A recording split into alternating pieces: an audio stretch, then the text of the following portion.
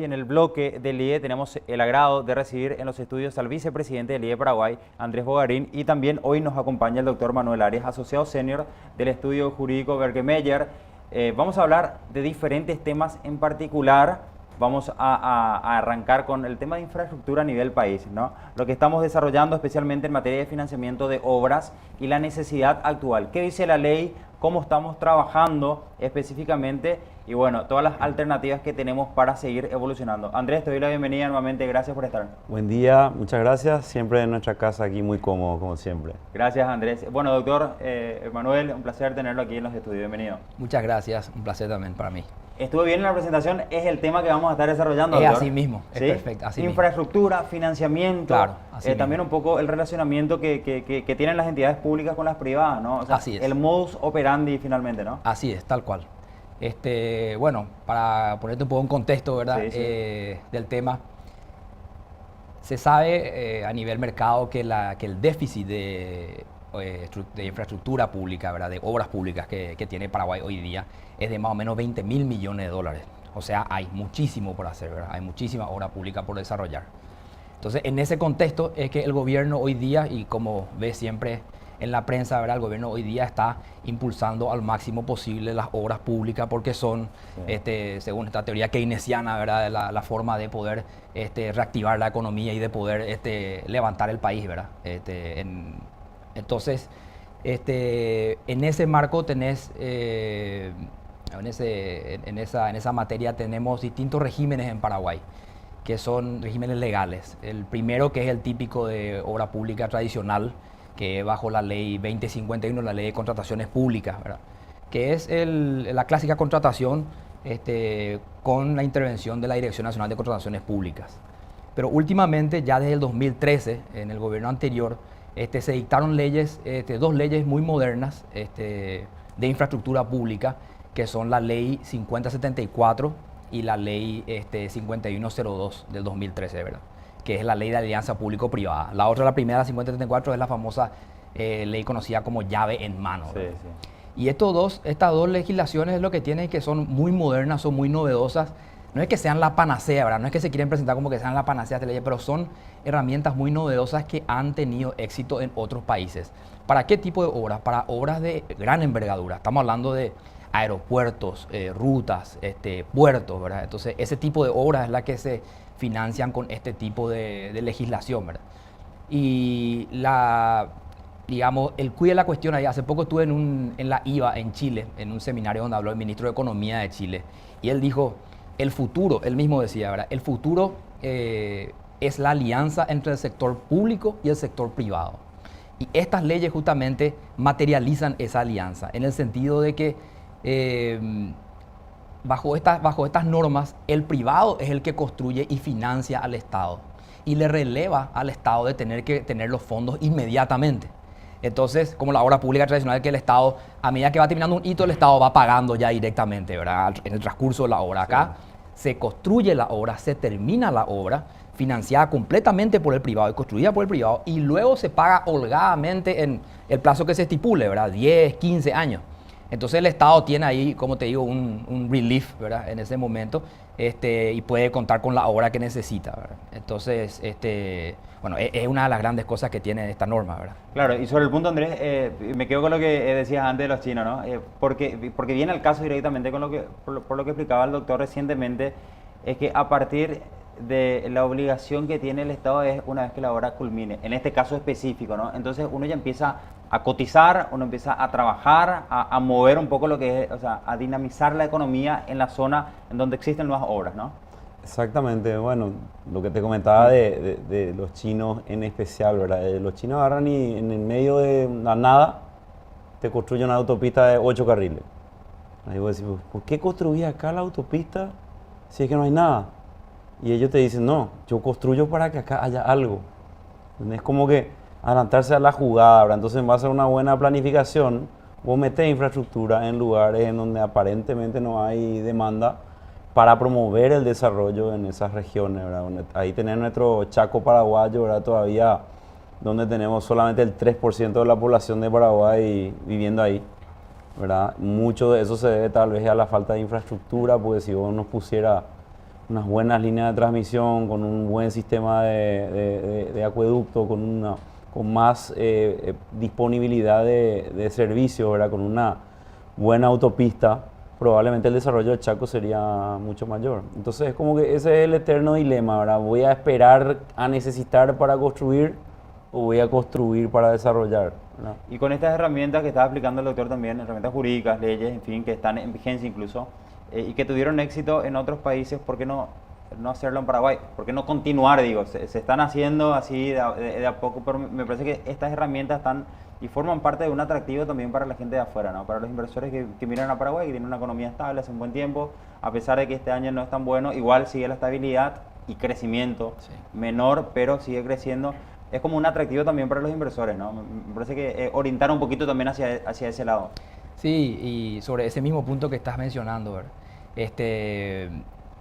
Aquí en Paraguay ya tenemos ejemplos claros. O sea, en primer lugar lo que decías antes, en la región ha sido exitoso esto. Te vas a carreteras en Chile, te vas a carreteras en Perú, en Argentina, fueron todas hechas bajo estos regímenes de alianza público-privada o de llave en mano, ¿verdad? Entonces, son modelos que ya han funcionado y que fueron importados, digamos, a Paraguay.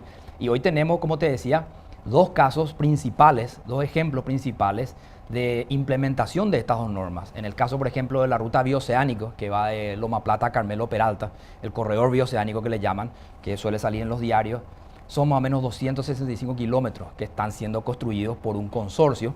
Y ese consorcio lo que hace es recurre a una financiación que obtiene en el exterior, que es de gran envergadura, obviamente, ¿verdad? Que muchas veces en la banca local no se puede conseguir ese nivel de financiación. Entonces, estas normas están diseñadas para que el contratista monte estas estructuras de financiamiento en el exterior, asesorado por bancos estructuradores, por ejemplo, como UBS, Goldman Sachs, JP Morgan, están todos los bancos grandes mundiales, que lo que se hace es una emisión de bono en el extranjero. Y con esa emisión de bonos del extranjero, con lo que se obtiene de esa emisión de bonos del extranjero, se remiten esos fondos al contratista para que tenga disponibilidad inmediata de ese dinero y va construyendo y financiando al Estado, ¿verdad? Y luego se paga, el contratista normalmente cede los derechos que tiene a esos pagos a los financistas extranjeros. Entonces luego el Estado, cuando se termina la obra y en un plazo holgado, como te decía, va pagando ya directamente a los financistas, ¿verdad? Que tienen los derechos finalmente sobre los pagos que le corresponden, ¿verdad? Para grandes obras, entonces, generalmente se hacen de esa forma, ¿no? O sea, Sí. hay una flexibilidad y facilidad para tener esos créditos Así de montos mismo, muy grandes. eso es lo que tiene. Pero, y para marcarte una diferencia con con la ley de APP, la ley llave en mano, justamente la que te decía, que el corredor bioceánico, esa se trata de construcción y entrega de la obra. Pero en cambio la de APP, la diferencia en la alianza público-privada, que hay una concesión, en el sentido de que el participante privado, el contratista, construye la obra y luego se queda manteniendo y operando las rutas. Por ejemplo, en el caso el otro ejemplo que te decía, que son las rutas 2 y 7. Sí. Eso está bajo el régimen de alianza público-privada. Esa concesión es de 30 años, 2 años más o menos de construcción y luego 18 años que se va a quedar, 28 años que se va a quedar el participante privado manteniendo y operando las rutas. Obviamente implica una responsabilidad, ¿verdad? Pero justamente porque él construyó y él conoce todo lo que tiene que ver con los peajes y la duplicación de la ruta, entonces es el indicado para poder mantener esa obra. Entonces la gran diferenciación entre esas dos normas, la 5074 y la alianza público-privada, es eso, que en una se construye y se entrega, en la otra hay una concesión que dura, en este caso, como te decía, por 30 años, 2 años de construcción y luego 28 años que tenés que estar manteniendo la obra. Doctor, para comentar especialmente a nuestra audiencia, Sí. ¿Cuál es el procedimiento para poder acceder a una de estas dos herramientas, estas leyes que tenemos, por ejemplo, que están vigentes? Un inversor viene a Paraguay, ven las condiciones, Sí. Le atraen y necesitan invertir o realizar algunas mejoras, ver en forma de negocio, claro. O sea, Sí. un inversor quiere hacer negocio, ¿verdad? Y Así ve que mismo. Paraguay tiene una plataforma, las leyes, la parte jurídica están bien hechas, entonces dice, bueno, me animo. ¿Cuál es el procedimiento? En ambos casos, para graficar un poco la idea. Sí. Lo que está ocurriendo es, normalmente como viene la mano es, primeramente hay una asociación, en los dos casos estos que te mencionaba, que están vigentes hoy día, hay una asociación entre un contratista paraguayo local, que conoce el mercado, que siempre es importante una contraparte local, dar participación al sector privado paraguayo es fundamental en esto, y se asocia con un contratista también especialista en la materia, pero extranjero. Forman un consorcio y presentan una oferta para la licitación. Presentan una oferta en la licitación. Como si fuera una licitación tradicional, ¿verdad? En el sentido de que presentan una oferta, se abren los sobres y se elige un ganador. Y luego, en esa oferta, los contratistas asociados ya les explican al Estado quién sería su futuro financiador. Porque ellos ya hablan previamente con los inversores y le dicen, mira, Paraguay es un país creíble, es un país que paga sus deudas, tenemos este proyecto enorme de infraestructura pública, yo quiero que vos, si yo gano esta oferta, si me adjudican a mí, yo quiero que vos me financies. Entonces, el inversor extranjero, motivado por la situación de Paraguay, entonces presenta una carta donde apoya la oferta y dice, sí, si él gana, yo voy a financiar esta obra pública el día de mañana. Y después viene todo lo que es el proceso de esa estructuración que te digo, y ahí tiene un poco que ver con lo que decías, con lo que me preguntabas, más que nada, porque luego cuando se hace esta financiación, una vez que el contratista ganó la adjudicación, firmó el contrato y empieza a construir y necesita los fondos, estos financistas extranjeros salen a vender el país y a decir, Paraguay es un país serio. Ellos tienen que ir a las agencias de rating, Fitch, Moody's, las famosas agencias de rating, para decirle, rateame este proyecto.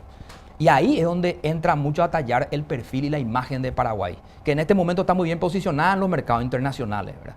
Y lo han demostrado, eso las ofertas que hay cuando la demanda que hay cuando se ofrecen bonos, ¿verdad? Entonces, ahí es donde se vende el Paraguay, porque estas agencias de rating lo que miran es si el Estado paraguayo es creíble, si las instituciones funcionan y si el Estado va a pagar. Y en función a eso te dan un rating y te dan la financiación. Entonces entra mucho a tallar lo que es vender la imagen país en el buen sentido, ¿verdad? Para estas cuestiones. Andrés, hay muchos interesados, sos un hombre de mucho viaje, de muchos contactos y seguramente también un referente importante para poder promocionar o no nuestro país. ¿Qué te dicen? Las amistades, de repente también empresarios que están llegando incluso por primera vez a nuestro país y ya entusiasmados por algunos números que estaba comentando también el doctor, ¿no? Que las calificadoras dan a conocer algún ranking en Sudamérica y aparece Paraguay ahí nomás con Bolivia, con Perú, con Chile. Y vos sabés que sí, siempre hay muchos interesados. El flujo de empresarios que vienen interesados en este nuevo Paraguay, vamos a llamarlo así, es altísimo. Muchos vienen del sector infraestructura. Muchas veces todavía tocaste un punto interesante porque yo creo que Paraguay está empezando recién a desarrollar la cultura de las alianzas público-privadas y de las obras llave en mano y de tal vez en algún futuro del BOT, ¿verdad? El Build, Operate, Transfer, ¿verdad? En el que yo invierto, hago la obra, opero por un tiempo determinado y después entrego al Estado.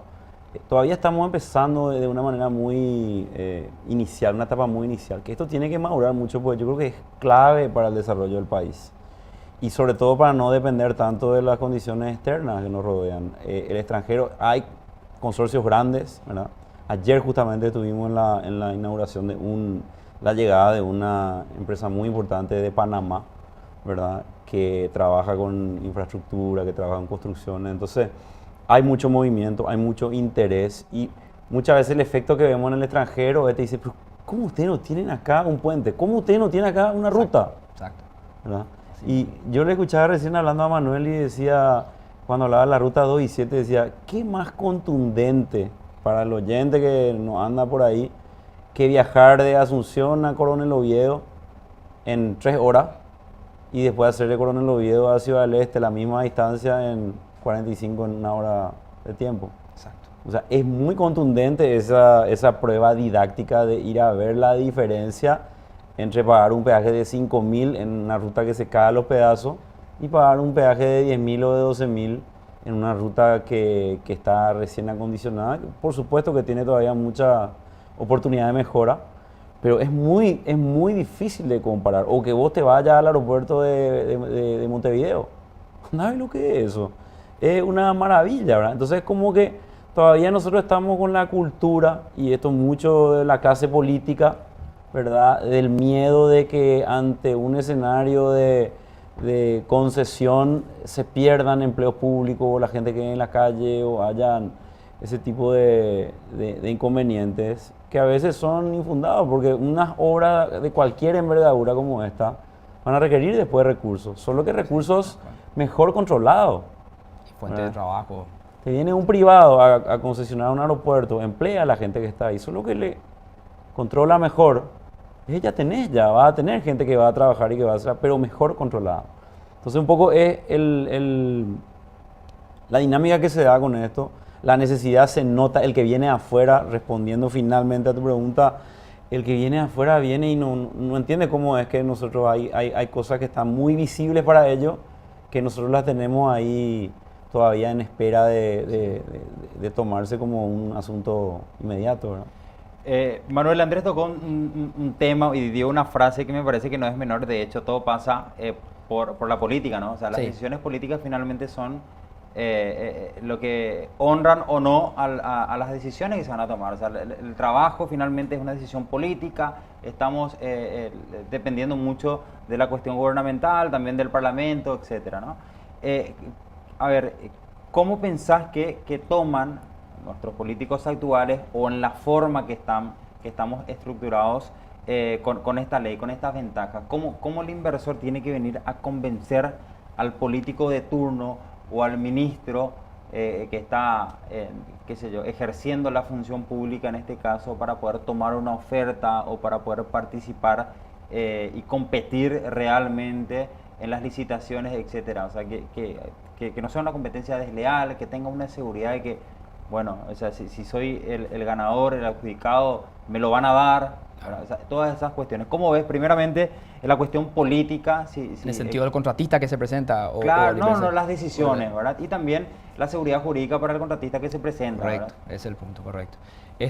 Bueno, la verdad que los dos regímenes, esto que te hablaba de llave en mano y de APP, también el régimen tradicional de contrataciones públicas, son normas bastante sólidas, son normas bastante completas y yo creo que brindan un marco bastante interesante. ¿Por qué? Porque en el caso especialmente de estas dos últimas normas, la 5074 y la de APP, la 5103, 02, perdón, esas dos, cuando uno lee esas dos leyes, te encontrás con regímenes muy modernos. O sea, te encontrás con terminología muy actualizada, con formas de solución de controversias muy internacionales. Por ejemplo, a lo que iba, a la seguridad jurídica. En el caso de APP, en el caso de rutas 2 y 7, por ejemplo, está previsto que en caso de que llegue a haber un conflicto, que obviamente esperamos que no haya, ¿verdad? Pero que haya un conflicto entre el contratista y el Estado, se dirime en un arbitraje aquí en Paraguay, pero con las normas del ICC, o sea, con las normas internacionales de arbitraje. Entonces, cuando los inversores ven eso, sienten mucha confianza, ¿verdad? Entonces, de ahí la relación se hace mucho mejor también con los ministros, ¿verdad? Porque los ministros mismos pueden ofrecer este tipo de herramientas y mostrarle a los inversores y decirle, se genera una buena dinámica ahí, ¿verdad? Porque le decís, mira lo que yo te presento, mira cómo yo te invito a invertir en mi país con estos regímenes modernos que te dan a vos una seguridad jurídica que ellos pueden constatar cuando leen solamente las leyes. A nosotros, los abogados extranjeros, porque de hecho, nos toca en el estudio jurídico Berke Meyer, nos toca estar metidos, gracias a Dios, en ambos proyectos. Nosotros estamos tanto en el corredor bioceánico como también en las rutas 2 y 7. Estamos actuando por el contratista. Entonces nosotros, los abogados de afuera, nos preguntan muchísimo. Nos dicen, bueno, ¿y cómo es esta ley? ¿Cómo funciona esto? Y a medida que nosotros le vamos contestando a ellos, se van sintiendo muy cómodos, ¿verdad? Entonces hay una buena recepción de eso. Entonces ahí, obviamente, ya ante eso, ya es mucho más cómodo para ellos también, a su vez, acercarse al ministro, relacionarse con el ministro en la cuestión política. Y yo veo que los ministros, por ejemplo, el actual ministro de Obras Públicas, me parece que en materia política está decididamente apoyando estos proyectos. O sea, me parece que lo que está mostrando este gobierno es que está detrás de esto, porque estos proyectos habían sido empezados ya bajo el gobierno anterior. Entonces ellos continuaron estos proyectos y los están fortaleciendo, ¿verdad? Así que... Claro, no, eso también era la pregunta que iba, ¿no? Empujar proyectos de estas características porque indudablemente hacen impulsar el crecimiento de un país, ¿no? O sea que, manifestaba también Andrea, estamos comenzando y me parece que es el camino a seguir, ¿verdad? Porque si funcionó en economías que están muy avanzadas y también en ciudades que están muy avanzadas, ¿por qué no hacerlo nosotros? Incluso tenemos nosotros condiciones y tenemos necesidad, por sobre todo, de generar obras, ¿no? Entonces me parece que este año y los que vienen, Andrés, van a ser importantes que se tomen decisiones como la de continuar o de adoptar estas medidas, ¿no? Yo creo que el gran desafío para toda la sociedad paraguaya, incluyendo políticos, empresarios, sector privado, es de alguna manera en algún medio o foro sentarnos todos juntos, opositores, gobierno, etcétera, y tratar de hacer un pacto, ¿verdad? Pensar un poco más de los 5 años que tiene un gobierno ¿verdad? Y definir como que algunos criterios elementales de hacia dónde vamos, porque cuando yo veo normalmente los informes de la ejecución de los presupuestos de los diferentes organismos públicos, uno ve que son bajísimas las ejecuciones. ¿Y por qué? Porque sacar de repente uno de estos proyectos es un proceso, es prácticamente un parto, ¿verdad? Sacarlo porque hay mucho, por la falta de cultura de este tipo de emprendimientos, ¿verdad? Público-privado, se embarra mucho la cancha, ¿verdad? Entonces como que sacar un buen proceso, adjudicar, después hay protesta, adjudicar, hay protesta, como que tarda mucho en adjudicarse y eso les quita poder de ejecución presupuestaria. Nosotros deberíamos estar haciendo acá 5 rutas como la 2 y 7 hoy, ¿verdad? Exacto. Y creo que el país tiene condiciones hoy como para emprender eso. Ahora, tal vez los organismos que tienen que ejecutar esto no tienen el suficiente músculo como para poder encarar varias obras en simultáneo, ¿verdad? Manuel, en términos prácticos y volviendo un poco a lo anterior, en lo que tiene que ver con el corredor bioceánico, la cuestión es la siguiente. Viene una empresa, el gobierno le dice, hoy no tengo dinero, tengo la necesidad de que se haga esta obra. La empresa dice, yo pago, lo hago y me devolves en tanto tiempo, listo, hagamos. Viene en lo que respecta a la creación de la ruta 2 y 7, yo hago unas rutas de altísima calidad, lo exploto por 30 años y luego queda para el Estado, dale, hagamos, queda a cargo tuyo y yo soy un contralor, yo permanentemente voy revisando si efectivamente se ejecuta la obra y si también tiene la calidad y se cumple el contrato y listo, o sea, todo queda desde todo el punto de vista uno mira y es un beneficio. Así es. Para nosotros, los ciudadanos, y ni hablar para el Estado, ¿no? Una comodidad de no disponer y no tocar su presupuesto real, ¿no? Así mismo. Ahí quiero ahondar un poquito en lo que decía Andrés, ¿verdad? O sea, tanto la ruta de corredor bioceánico como estas rutas 2 y 7 son tan centrales para nuestro país. Estamos hablando de rutas muy centrales que conectan con el este, en el caso de la ruta 2 y 7, y el bioceánico que nos va a unir a rutas extranjeras, brasileras y argentinas con salida al mar. O sea, son rutas demasiado centrales y demasiado necesarias, ¿verdad? Y como bien dijiste, salimos todos beneficiados porque sale beneficiado. Y eso, honestamente, es lo lindo también de estar involucrado en estos proyectos como asesor jurídico, ¿verdad? Porque vos sentís que estás haciendo, obviamente, un trabajo personal, un trabajo del estudio jurídico, pero también estás colaborando, poniendo tu granito con el granito de arena para contribuir con el país también, ¿verdad? Porque lo que estás tratando de forjar es algo sumamente necesario para nuestro país, ¿verdad? Y perdón, una cosita nomás que te quería agregar nomás del tema de la financiación que se dio en estos dos casos, de tanto bioceánico como ruta 2 y 7, es que, como te decía hace un rato, si bien el capital que se necesita es bastante importante y se obtiene del extranjero, en ambos proyectos, y esto es muy destacable y me parece muy positivo, la banca local está involucrada. Tanto en el caso de bioceánico hubo un préstamo puente que se llama, que es un préstamo inicial que dieron 4 o 5 bancos locales de más o menos 60 millones de dólares al contratista. Y luego tenés, en el caso de Ruta 2 y 7, también hubo una sindicación de bancos, como le llaman, donde prestaron una suma X también de aproximadamente 50 millones también para el contratista, ¿verdad? Entonces, se involucra tanto la banca internacional, pero también la banca local, que apuesta fuerte, porque entran con montos muy elevados para lo que es nuestra banca local, ¿verdad? Y lo interesante de estas sindicaciones es que con esta modalidad de préstamos sindicados se unen los bancos, firman todos ellos juntos un solo contrato con el contratista para darle este préstamo puente que se llama, que es un préstamo inicial antes de que venga la financiación grande. Entonces, diversifican el riesgo los bancos y además están trabajando en solidaridad pues nosotros hemos tenido muchas reuniones con todos estos bancos sindicados en estos dos proyectos y el ambiente es ameno, el ambiente es agradable, el ambiente es positivo, ¿verdad? O sea, y se mueve la economía y las entidades financieras. Bueno, Andrés, gracias como siempre por compartir este espacio con nosotros, ¿eh? Muchísimas gracias y como te digo, en nuestra casa siempre acá contento de estar contigo. Bueno, excelente. Doctor Manuel Arias, también un placer tenerlo aquí. Bienvenido. Muchísimas gracias, Ángel.